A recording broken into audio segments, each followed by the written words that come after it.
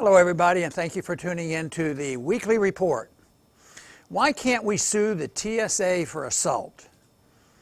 When I was in Congress and had to regularly fly between DC and Texas, I was routinely subjected to invasive pat-downs by the Transportation Security Administration.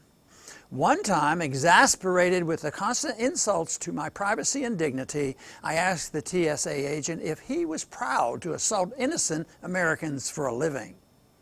I thought of this incident after learning that the TSA has been compiling a troublesome passengers list. The list includes those who have engaged in conduct judged to be offensive and without legal justification, or disruptive of the safe and effective completion of screening. Libertarian journalist James Bovard recently pointed out that any woman who pushes a screener's hands away from her breast could be accused of disrupting the safe and effective completion of screening. Passengers like me who have expressed offense at TSA screeners are likely to be on the troublesome passenger list. Perhaps airline passengers should start keeping a list of troublesome TSA agents. The list could include those who forced nursing mothers to drink their own breast milk, those who forced sick passengers to dispose of their cough medicine, and those who forced women they found attractive to go through the body screener several times. The list would certainly include the agent who confiscated a wheelchair-bound 3-year-old's beloved stuffed lamb at an airport and threatened to subject her to a pat-down. The girl, who was at the airport with her family to take a trip to Disney World, was filmed crying that she no longer wanted to go to Disney World. The TSA is effective at violating our liberties, but it is ineffective at protecting our security. Last year, the TSA's parent agency, the Department of Homeland Security, conducted undercover tests of the TSA's ability or detects security threats at airports across the country. The results showed the TSA staff and equipment failed to uncover threats 80% of the time.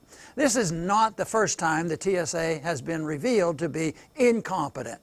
An earlier DHS study found TSA screenings and even the invasive pat-downs were utterly ineffective at finding hidden weapons. The TSA security theater of treating every passenger as a criminal suspect while doing nothing to stop real threats is a rational response to the incentives the TSA faces as a government agency. If the TSA puts up an appearance of diligently working to prevent another 9/11 by inconveniencing and even assaulting as many travelers as possible, Congress will assume the agency is doing its job and keep increasing the TSA's budget. Because the TSA gets its revenue from Congress, not from airline passengers, the agency has no reason to concern itself with customer satisfaction and feels free to harass and assault people as well as to make lists of people who stand up for their rights. Congress should end the TSA's monopoly on security by abolishing the agency and returning the responsibility for security to the airlines. The airline companies can contract with private firms that provide real security without treating every passenger as a criminal suspect. A private security firm that assaults its customers while failing to detect real dangers would soon go out of business, whereas the TSA would likely have its budget and power increased if there was another attack on the U.S. If shutting down the TSA is too radical a step, Congress should at least allow individuals to sue TSA agents for assault.